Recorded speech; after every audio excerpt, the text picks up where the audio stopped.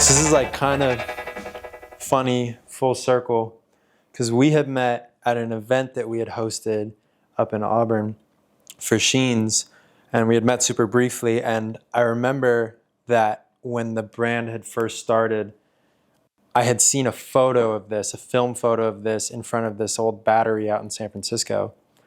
And it inspired us to do a shoot that we did. But this car was on the original mood boards for the brand. And then when I had met you, I had like tweaked the hell out about like geeking pretty good. I was like losing my mind about how cool it was that you had lived in this area, because, you know, those are the only photos I'd seen of it since, you know, now knowing you. And I was just like fucking floored, dude. And it's crazy now to be like sitting here, because we like exchanged contact information to like shoot an interview about it. Yeah. And we've gone on like, we've done so much bullshit besides. We've had so many dates since then. Yeah, for real. We've gone to like so many places and done so much random shit. Like we spent a full 24 hours together, never shot the interview. Yeah. It's like, it's funny to be here now, especially in your house. I think it worked out a lot better doing it here dude, than it's in my so rental perfect. that I was renting in a suburban neighborhood. Dude, no, this is so killer. All right, so tell me about it. What is it? It's a 1935 Ford Phaeton, touring. Either way. Touring. So was there a non-touring version? I don't know what. There was a two-door and there was a touring. Two-door is a sedan, two-door sedan. But Phaeton, I guess, Phaeton touring, I don't know. Two different names, but Phaeton's an odd name. It's so sick. It like fits it so perfectly. Because Yeah. to me, it's like obscure name, obscure car. It's so perfect. And like, I don't know why. My favorite thing about like these 30s cars is that the front ends kind of have that like bat wing kind of thing. Yeah. And to me, that's like what the early like Batman stuff is, very like Phantom-ish. So like, I don't know why. Like in my head, it like clicks like that. It's like, dude, that's what I like. 35s especially. I just love that like freight train vertical grill with the big fenders, and they swoop down this car real well, and they chase the belt lines really well. And totally. I remember like, I love this year.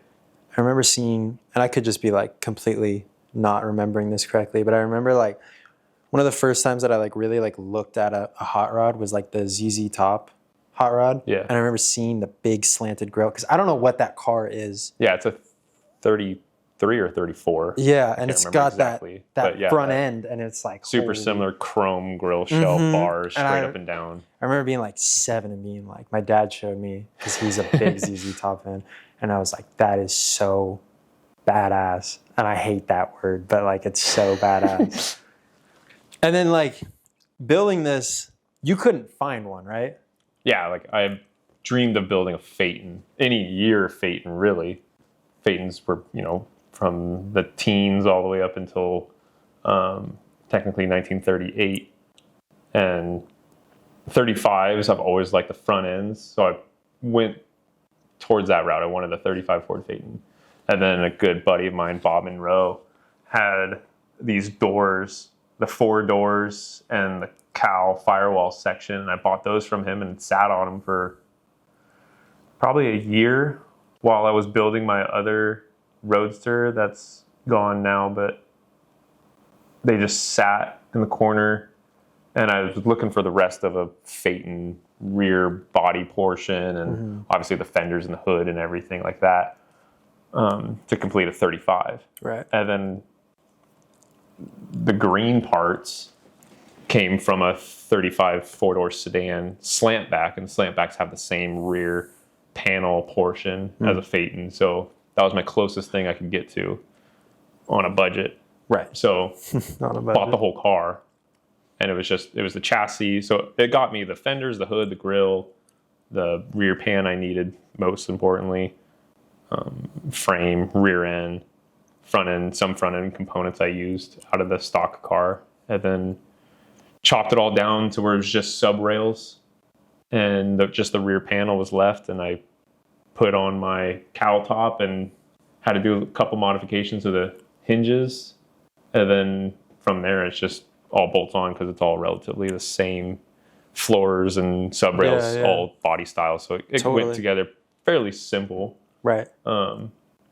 So good. Yeah. And I know you hate the two-tone between the red and the green. Yeah, that was a big thing. Like when I first put it together, I wanted to flame it. That was like my thing. I wanted to put flames on it.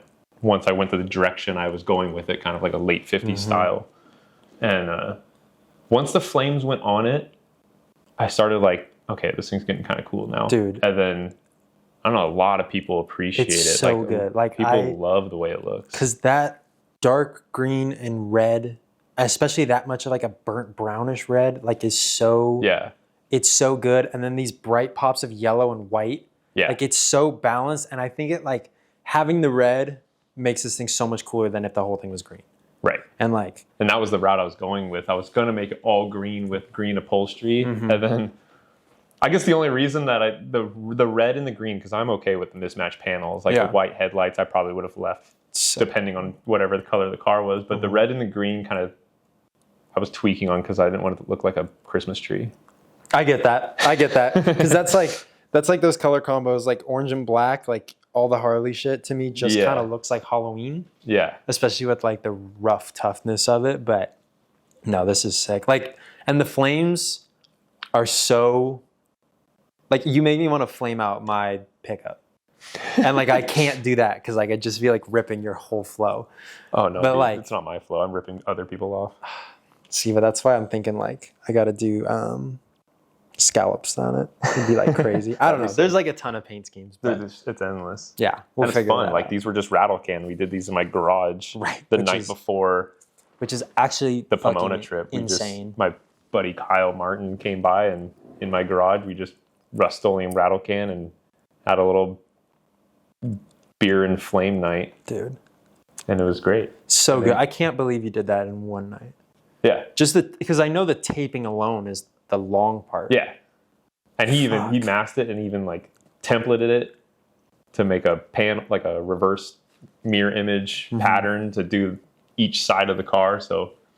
Oh, really? I was going to say, because it, okay. Yeah, totally. To make it super symmetrical. Because it's like because like we had been talking about it a little bit before and you were like, I don't care if it looks symmetrical or not. And I was like sitting here and I was like, for not caring, they kind of nailed tops, it. Like the hood tops being side by side, like especially like literally sitting here and looking down the line. Like he even like faded it out, based it with white and did the yellow fade and the orange tips and feathered out, blended it. So with just rattle can, like literally Rust-Oleum rattle can, dude. It's blending. I like kick the shit out of the fender right here because it's got damage right there to kind of get the fenders to blend, and then. Especially after my trip that I went on recently, they've like really weathered and it's all like blending. Rock chips and especially like even the trim work, like the tuck and roll running boards. Yeah, they have all ripped and going over driveways. The bottom are ripped and stepping on them. They're just getting hammered. It's all blending. That's like the benefit of a patina car. And like I want when I do my next Beetle will definitely be a true patina because I really wanted to try to fake it, and you just like can't fake natural weathering. Like all of this rust and like each one of these scratches was put on fucking 10 years, 5 years apart from each other. Yeah. And like it's like you cannot sit there and fake it if you tried, which is why like adding the flames on now, they pop so much, and I can't wait to see what it looks like in like 2 years when the sun's it'll be faded hammered. It the fuck out, and like to see what this contrast between this like orange all the way out to the white in the middle, like it's fuck, dude, it's gonna be so cool. Yeah, even like the striping is like right here. I just looked down and saw it. There's like a big chip out of the paint. So when I striped this, like did the pinstriping on the corner of the fender, I like stopped at the chip, so it looks like it's so good, flaked off right there. Totally, that kind of stuff. I even, on that side at work, I backed a forklift into it on accident and wiped out that fender, and it just like smeared the paint off and put a big blue streak from the forklift on it. And that's just awesome. Because now it was my fault and obviously my car. So I was kind of like, I'm getting kind of close. And I was like, oh fuck, whoops. Yeah, dude. And it's like, now somebody's like, what the fuck is the blue streak? You're like, I hit it with a forklift. That's sick. That's like so good. Dude, it's It's It unreal. needs to get like there's stress cracks and it's flimsy. Just the miles I've put on it already since getting it on the road, it's falling apart quick on just so there's stuff that needs to get addressed just so I'm not chewing up fenders and shit flapping in the wind and looking silly going down the road. I get that. I had to self-tapper one of my fenders back on because of that same thing where like you bolt it and shit's tight and then you go down the road. And especially like on the bug stuff, it's like they have these stupid little pressed in like nuts that are like within the fender and then the bolt goes into that. Yeah. And the second a bolt rusts, it just rips it out. Yeah. And I had like fucking 5 of those ripped out and it was so many. That's shit like, the rear passenger fender. Yeah. I got the car on the road, drove it on New Year's Day for the first time, and it was like no bumpers. I don't think the headlights were on it yet. It was rough, but just took it around the block real quick on New Year's Day for the first time, and then we left to go to Grand National Roadster Show. We had like a convoy down, and that was I think the first weekend of February or something. So I had kind of a month between driving it for the first time and then getting it like roadworthy and like look kind of cool in some way. Totally. So that's why we flamed it right before. But we leave probably like 4 or 5 a.m. and we get over the Altamont grade dropping into Tracy, and we stop to meet up with some more people at the gas station. And my buddy Brian was like, dude, you got a problem over here. And I was running super low at the time. Like the fender was touching the tires. Word. And the fitment in the back is ridiculous with the reversed Mercs wheels, and the tire caught the fender edge and just ripped, like just tuna can the side of the fender open. Oh. It was literally like a perfect coil of metal was hanging out the side. I don't think I ever took a photo of it. I should have. And it just razor bladed the sidewall open, brand new tire kind of thing. That's just right. I remember you saying that because we were talking about building hot rods, and you're like, the tires. Yeah, the tires are like part. It's it's a tough one to bite when you're building a car. Is buying the correct looking tires. Totally, especially with the That's why, like in my studio, I have an original 40s tire up on the wall with all the like, I guess like rifling that's on the edge there. Yeah, pie crust. Pie crust. Yeah, there you go. Yeah, I have like one up on the wall. Just trying to find like the right cap for it. You know what I mean? But I can give you a cap. I'm sure that'd be fire, dude. That'd be so cool. But yeah, that tire was like, oh my god, that was a dilemma. Yeah, I won't even get into it too deep. No, but dude. The tire held air, got down there, ended up getting a tire. Crazy. There was one tire at a shop in Long Beach that happened to have one, so I got it switched. You got just one? They had just one in stock, and it was like a absolute blessing. So bombed over there and got it installed, and that's awesome. That got me home. I probably would have been dumb enough to drive it home like that, but it was there, so might as well get it. That would run a hell of a story, dude. But yeah, shit like that happens, and when fenders are falling off the car. It's like, it's the worst, dude. That's why I've had so many cars that just like, I mean, because when you try to like, especially being in like growing up in the stance world, like you want that fitment to be fire, and that's like the risky run. Holy shit. Yep. Especially, it's just the rusty falling apart stuff. No, it's just for not helping that situation. So tell me the story about the steering wheel again, because I think that's something that's steering really wheel cool. came from good buddy at my previous job, Paul Bradley, that we built a few cars for, and I was building this the same time we were building his 40 Ford Coupe, and kind of a similar flare looking car, and I think we kind of talked about putting that wheel in that car, and I was mentioning like, God, this is a killer steering wheel, and he was like, I'll just give it to you, and he gave it to me. We went another route with his car, so he gave me that wheel, and it came out of his, I believe it was a 56 ranch wagon that he had, and it was just like an extra wheel that he was like restoring, and it was all the cracks were filled and already primered and everything, and so that was killer because that's exactly kind of the style wheel I wanted in the car. And then it looks so I ran it with like just in primer for a little bit, and then when I was kind of tweaking out on doing all the trim work inside the car and painted the dash and everything, my buddy Kyle that did the flames saw it, and he was like, I got some killer pearls and he's like, we can paint up your wheel. And I just like, dude, take it. Like, have fun with it. Do whatever you want. And he knocked it out of the park. Like, that color is so killer. It's so good. Yeah, I love it. It's got a crazy, like, pink to green flop in it. It's so good. It fits so good in this thing, especially with, like, how nice the dash looks in it compared to the patina outside. Like, it just, and all the chrome and the bezels. Because you said, what are the gauges out of? The gauges are 55 Packard. Okay. Which I just found on eBay. Like, they were just like cheap and they look cool. They just fit and they fit. Yeah. People love those gauges. Dude, they look like that. Your interior, because like I've spent, I mean, not obviously not as much as you, but a decent amount of time in the passenger seat of this car, and like the interior is it's so comfortable. You wouldn't expect it in the slightest. Looking at the car, it looks rough. Dude, it is like I remember I called my dad one day and he's like, what is it like riding in that? I was like, it's not that bad. Yeah. Unless it's like 110 sun beaten down, it's like, and I've been there. Comfy, like it's nice. 110's not fun, but no, the car makes it fun. Yeah. Oh, totally. And like that was like what I wanted to go with, and I wanted it like clean inside. Totally. I wanted the trim work done. I wanted the dash painted, and I rubbed it out, and then the wheel columns all chrome. And it's like all those little details inside, like the painting in the center, and then like the flipped shifter, and like it makes it comfortable for a drive, dude, big time. Yeah, and like having the tonneau cover in the back, like until this thing gets the rear seats. Yeah, you got a pickup truck, bro. Literally, like it was a camping rig. It's so fire. Yeah, it's so fire. Like I think I was telling you that like I had seen when you went out to Bonneville, I had been watching the 50 weight Brixton video with all like the Cycle Zombies guys, and they have a shot of a dude like getting out of the trunk of his like a model like coupe, I want to say it was. T coupe. The T coupe, that's what it was. It was the black one. Yeah. And he like Jordan, I believe. Yeah, he like opens the back of it and like leans out, and I was like, that's so funny. And then you posted like a day later you doing that out of the back door.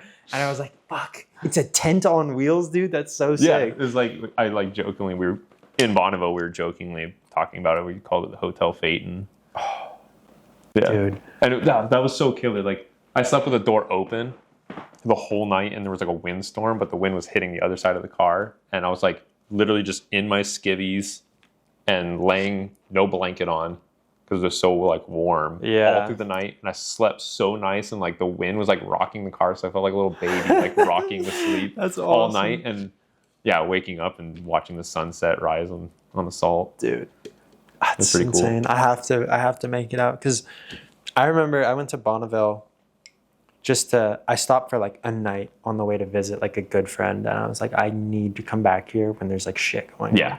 Because it's like, it's so cool even when there's nothing. Yeah. And like I can only imagine. It's a like surreal landscape. Dude, fuck. And that was my second year. So my first year going out, I flew, and I was like, I felt dumb not having a hot rod, or I had the Harley at the time, and I wish I took the Harley.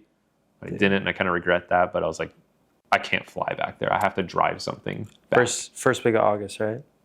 First weekend, yeah. First week, full week, speed week. Okay. So yeah, like watching the racing, you're watching cars do a range from 100 to 400 miles per hour, and you're in this surreal landscape that's like, and you're rolling. The weather's changing every second. It can be raining and then be 110, and then like a salt storm, whatever you want to call it, will blow through and wipe you out. And it's like, it's fun the whole time. Salt on the rigs is no joke. Like the one time we went, we were out in those Polaris Razors. Yeah. And like, I remember the second they got off the salt flats, we were like rinsing them out, like trying to get all that fucking, because it will cake up crazy. Oh, there's still salt on this? Yeah. I'll come back from driving around town and park it, and just that rattling breaks it loose. So then when I back out again, there's clumps of it still sitting on the ground. Insane, dude. A month. That's pushing a month later now. Pismo sand. We always like. There's still Pismo sand in the buggies. Yeah. And we haven't taken our buggies out to Pismo in probably 7-8 years, dude. Like it's crazy. I thought the salt would have rattled off. Well, especially for the trip you did after, and that's like the crazy thing is that he took this fucking car for like 3,500 miles. And it's a fucking flathead. Yeah. No roof. It's insane. Flat-powered, insane. 3-speed transmission. All original running gear, essentially. Or early Ford running gear. Yeah. But like I heard Carly Moody said no one is more hot rod than Jason Roth. And like like it's so true. And I know you probably like hate to hear that, but I it's hate hearing that it's stuff, but insane, it's dude. funny. Like this is it's fucking crazy. I wouldn't. Anybody can do it. It's just like I don't know. It's just a car. It's no, just but a car you drive. It takes like a certain kind of steez to do it like this. You know what I mean? Which is why I'm like so geeked out because of the amount of times that I've like hung out with him and just geeked out over his car is insane. You've never even well, no, you did see my bug the one time, but it's like not even like it's oh fuck. Oh shit! You're gonna drive it to Oregon, and you're gonna lower it even further. Yeah, that's gonna be. We got to do it in a night too. We have to chop the beam, lower it in one night because the next day we're supposed to like. So sick. It's gonna be crazy. I'm hyped, but you know that's a later video.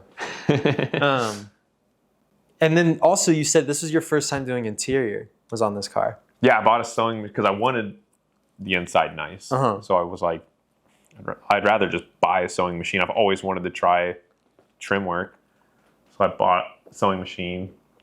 Like a pre-war Singer, and it was kind of like the first thing that I was even able to buy. Like, right, it was hard to find one and buy one. Right, and it was just on Marketplace, and I bought it and took it home and just farted around with just dumb little stuff at home, stools and my office chair and whatnot.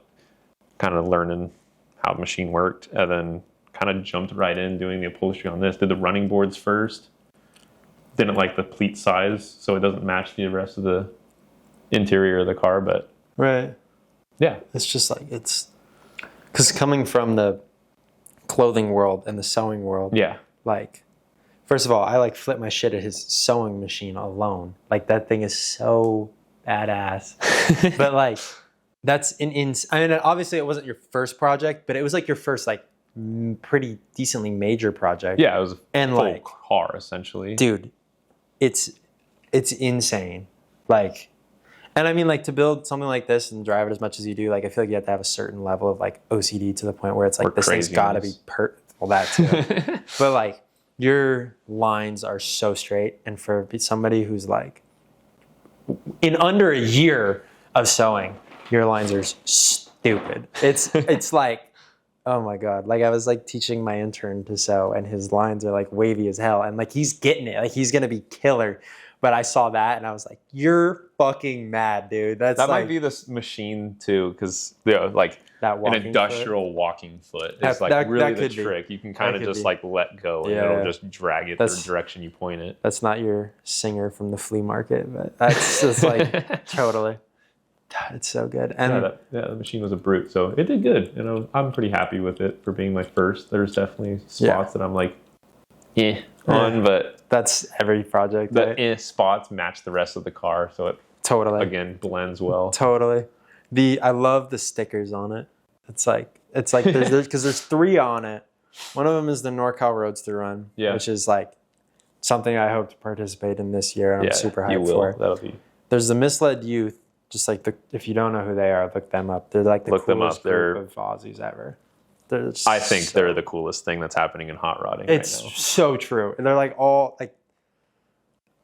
Look them up. Watch their little video. We had the pleasure to meet them, and they're pretty just great like, video actually. They're so cool. And then the other one, the Iron Cross. I had that sticker for years, and I actually was going to put it on the Harley, and never did. And so I stuck it on there, and I thought it was kind of. It looks so, and especially the like. Was it already kind of scuffed off like that? No, it was super. It's actually funny. That is the second sticker, because the first one I put on was like, it didn't adhere very well at all, and it just wiped off. I went to clean the windshield like for the first time with that sticker on it, and just wiped right off. So I bought another one. It almost looks original too. Yeah, like it's so. And it was clean before the trip, so it was just all the times wiping it down. So that was just from cleaning the windshild. Like it needed to clean right now, and I'll probably wipe some more off, but it just kept chipping and it's like buffing off while wiping the windshield off. I like geek on patina. Yeah, like good. I mean, like I obviously talked about it at the start of the video, but like I like fucking geek out on like good patina, and that shit. It's like weathered in just the right spot. Yeah. Oh my god, it's so. It's like back to like the flames, like putting the flames on a patina car or doing graphics or whatever. It's like just give it time. It'll blend way quicker than you expect. And I will say from experience, don't rattle can your car expecting it to patina in a year, because it doesn't happen. You gotta like leave that shit in the desert for like 20 years and come back. But, rattle can's a better paint than most people think. Yeah, dude. And like when I did my bug originally, I used like a graffiti paint. Yeah. That shit was bulletproof. Yeah. You couldn't scratch it off. It was fucking hydrophobic. It was like, I thought that it was like the best thing. The worst thing I could have put on that fucking car. But, okay, I will say this though. Benefit of a rattle can paint job is that if you scratch it, yep, at the gas station, you're rolling, bro. Right over mud, right over dirt, whatever. Totally. It's like, bugs. So fire. I like, this thing is just absolutely insane. And now is the motor, it's not a stock motor? It's a version of the stock motor. So the motor that's in it now is a later Ford flathead. Okay. And so it's like a 42 to 48. They call that block like a 59 series block. Okay. And yeah, this is the second motor I had in the car. When I first put it together, it had a earlier 221 cubic inch. Mm-hmm. And it was a tired motor that it ran fine, but it started chewing up rod bearings real bad. Right. And that was chewed the up block the main that was bearing. Outside your house. Yeah. Okay, for sure. Pinstriped it. I dolled it up, but it was so sick. It wasn't a great motor, but it got me by for a little bit. And ended up chewing up a rod bearing. And when I put my foot on the clutch and I would pulsate with the throttle, or like throttle and let go of the throttle, I could feel in the clutch I don't know what you'd call it, the tolerance was so big because the main bearing went out. Right. That the crankshaft was moving front to back, and I could feel my foot raise and lower because the throttle bearing was moving. Right, because there was nothing wow, dude. And when I pulled the motor out and actually dropped the paint, or not dropped the paint, but I took the timing cover off, that inside of the timing cover was just chewed up from the timing gear. Wow. So just hitting the top of the plate? Wow. That's all that was stopping the crankshaft from doing major damage to the block. But yeah, this was a fresh motor, so perfect timing because I was already building the motor. I had a guy do the machine work on it, and then I assembled the motor. Right. And I got it running. I fired it up for the first time like 2 weeks before my trip. And then I had a head gasket issue. Okay. Which I thought it was a crack because I ended up sleeving one of the cylinders in this block. Oh. So I thought that sleeve failed because it was leaking water out of one of the exhaust ports really bad. Out of the exhaust port that the sleeve is in. And so I was like, that was it. Like, there's no way I'm going to be able to make this trip now. But a friend just was like, just put new head gaskets on. Just try head gaskets. So I just redid the head gaskets, and it was good to go. Wow. And finished that like less than a week before the trip. Got the head gaskets on. Got it back on the ground. Because I remember had a leaking wheel cylinder because it was sitting for a couple weeks and wheel cylinder leak. So I was like trying to like fix everything to get it back on the ground so I could start getting some miles on it before the trip. And I only got. Well, actually, I take that back.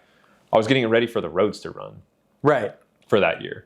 So I was thrashing it for the Roadster run, which is, I don't know, it's probably a good 300 mile day, maybe more. You didn't have the interior in it for the Roadster run, right? I had the door panels done. I think that's all I had. And I was sitting on just like the raw foam. Sick. Hell yeah. But yeah, I was getting the motor thrashed before the Roadster run, and that few 100-mile trip was going to be like my shakedown run before my trip to Utah. Yeah, well, because I remember when we had talked about doing this interview the first time, you were still doing the interior and like doing motor shit. Yeah. And you were like, yeah, I leave in 2 days. And I was like, I am not going to bother you, dude. You got way bigger fish to fry right now. I was like, I want the interior done. I want to get the motor in. There's a bunch of stuff. I painted the dash. I did a bunch. While like the motor was at the machine shop, I like pulled the dash out and body worked the dash and painted it just with like automotive and rattle can in my garage and rubbed it out, and was like just tweaking out, trying to do as much as I could while I couldn't do other things. Totally. It's like, it's gnarly. This is the most fun car I've ever ridden in. And like what people don't like expect or understand is like, this thing is stupid comfortable. Like we're not crazy far away from Tahoe, but we just went up to Tahoe for Lake 2O, the like tuner car stance show. In this, which was honestly the best part of the trip, was just like watching the reactions.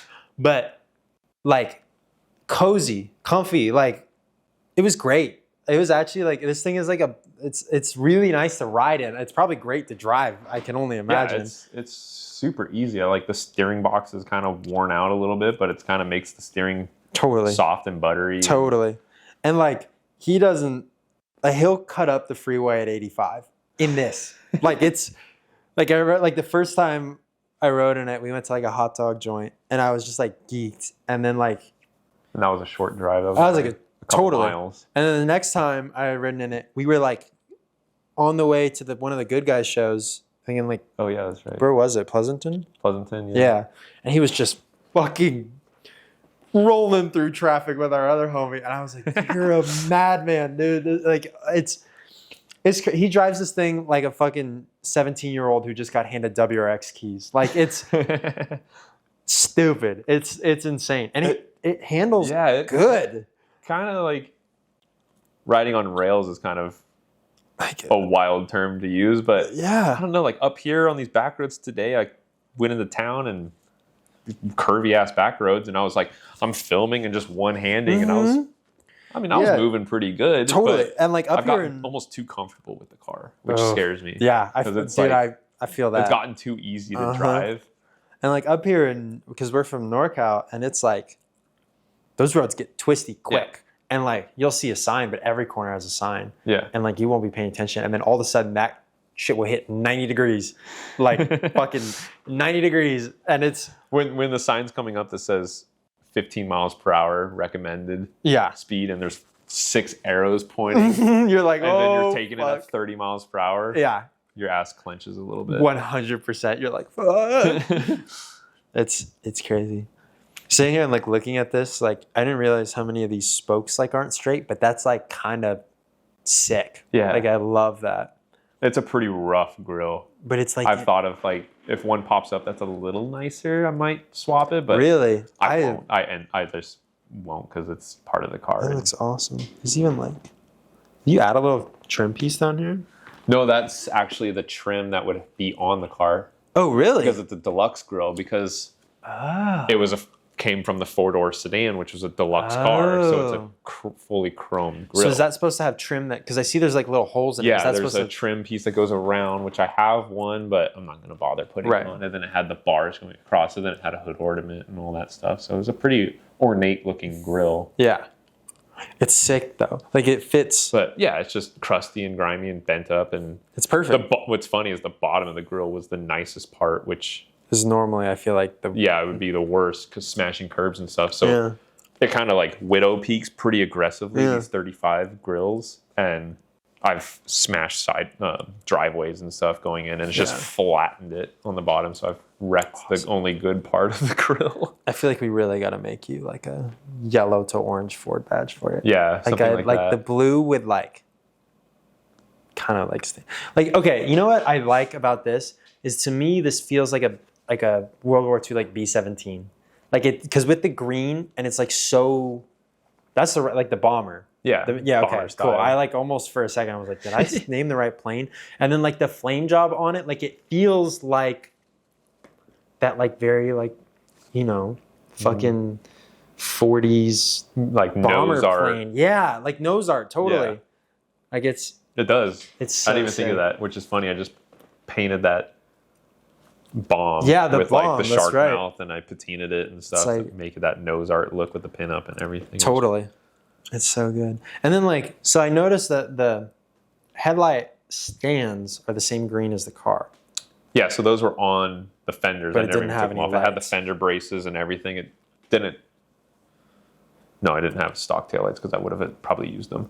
But it had the stands and it had all the fender braces. It was like pretty complete car when I bought the sedan. It had everything. So it was taken apart and put back together as minimal as possible. So all the parts were still in it. But those headlights, I just bought at a swap meet. BLCs. They're like a truck headlighters. Right. COE or big truck. I don't know. I think they were just kind of like a universal headlight, but And they fit so I kind of dug the white. So I was just like, I lowered them onto the stanchions because they would, stock headlights would sit up probably a good 1.5 inches higher than where Really? these are now. Interesting. I lowered them quite a bit. Pretty much as low as I could go without the headlight looking dumb, like if it was to touch the fender. Right. Yeah, But I wanted them pretty low. It's so interesting. I never even noticed that. And it's like awesome. They fit this car so well. And like the touches of white, I think is like what really makes it. Like that, just the little white striping and the flames mixed with the running boards and the tonneau cover walls. and the headlights and the white walls. Yeah. It's like, and then you got the white interior, the Totally. trim on the interior, the white steering wheel. it's so good. Like it's such a tasteful, ratty car, and that's why I think I love it. Like I remember seeing the photo that I put on that mood board and was just like unfucking real that this shit's like out in San Francisco. Yeah. Because like, you know, just like What else would you see out there? yeah, like another Comparable. Tesla. Right. Or another Honda Fit like this. There's nothing else like this in that city except for the stuff that's like coming out of, you know, all the hot rod shops down there. But like most of those cars aren't driven on the road that frequently, and you're bombing this thing. Yeah, Right? I definitely So- I recently not so much, but man, I'd really drive this thing as much as I possibly like daily drive it to work. And like I lived in the Bay Area, and I would drive it to Sac. I would drive it up further up in the foothills every weekend to see family and friends, and I'm just like, I don't know, I just drive it as much as I possibly can. On a fucking flathead. It's Yeah. awesome. It's so sick. You Which, make me want yeah, to the take flathead the is- 350 out of my 29 and put a flathead back in it. Like I want to do that so bad now. As long as you Build like it the right. last motor I had, there was the main bearing was gone, and one of the rods I know was gone, but it never knocked. It always ran super cold. They just run, Right. and like It's that especially with a fresh motor, obviously. Was like that a 40s motor too? The original? that would have been like a 3940 Okay. motor. This motor is bigger cubic inch. The Right. 59 series are 239 cubic inch. And then the crank that I put in this is a 4-inch Merc crank, which bumps up the stock block to a 255. And then it's bored 80 over. So it puts it at like a, I don't know, 268 or something like that, maybe a little bit more, somewhere around there. It's not like, it's definitely not a big horsepower motor. It's definitely not, you're not winning Still, any dude, races like- with it, but it's it's- plenty of power for a car like this, and it moves just fine. Totally. Like I mean, and it moves. And like it's yeah, like like all the vehicles I've had are either flathead powered or like 4-cylinder. You know, Yeah. Because you had that in the inline in your first.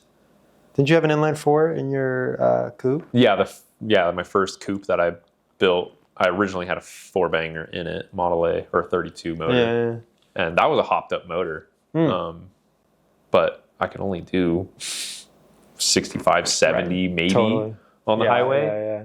And then I put a V8 in it, and it was another tired 221 motor. And now I'm doing 80 on the highway comfortably. Mind you, he did that shit in high school, right?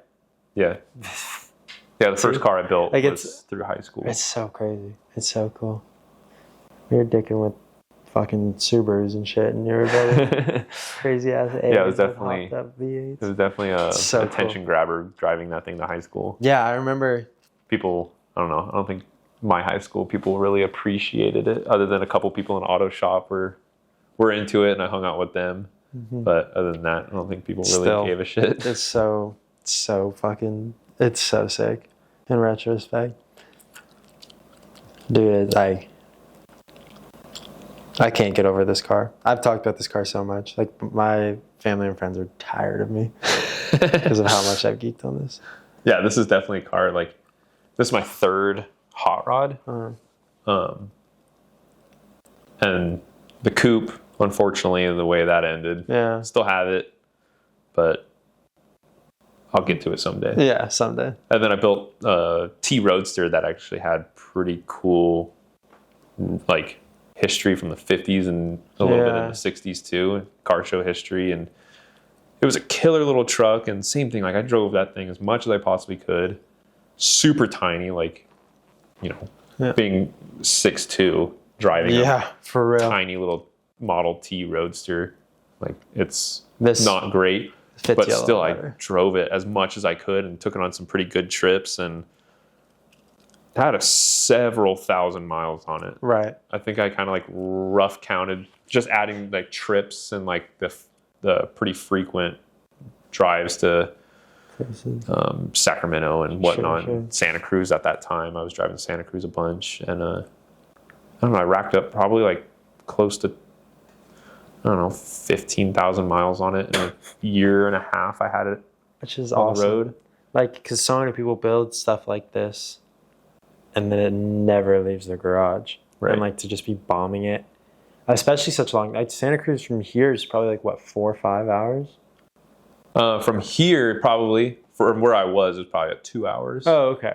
But 2 hours right, there. 'cause you were, it was 2 hours SAC. Yeah, living in the Bay Area. But still, like even a 2-hour drive. Yeah. I wouldn't take half my cars on a 2-hour drive. The car that I drove here barely even made a 1-hour drive. You know what I mean? Like it's insane. It's so cool. Maybe we ought to put a flathead in it. Now I like that would be fucking. Imagine that at a show. Holy hell, dude! Well, I think we've been going for probably close to an hour now. So. Or, somewhat close. But it's awesome to have this like here and for it to come so full circle to be doing the first one of these with a car that was on the mood boards from like before the brand was a brand. Yeah, the meeting couldn't have been any better. It's like one of those things where it just, if it's gonna happen, it's gonna happen. Yeah. And like, I'm so happy and thankful that this shit's sitting right here in your fucking living room, bro. Yeah. It's so sick. Like, and if you made it this far, thanks for watching, because this was a fun ass chat. Yeah, thanks for listening, everybody. There'll be plenty more. Check out our next one with our good buddy Nathan and his 62 T-Bird. That one should be coming pretty soon. So he's a crazy fellow as well. He's a rocket. He's fucking awesome. Well, thanks guys. We'll chat soon. See you later.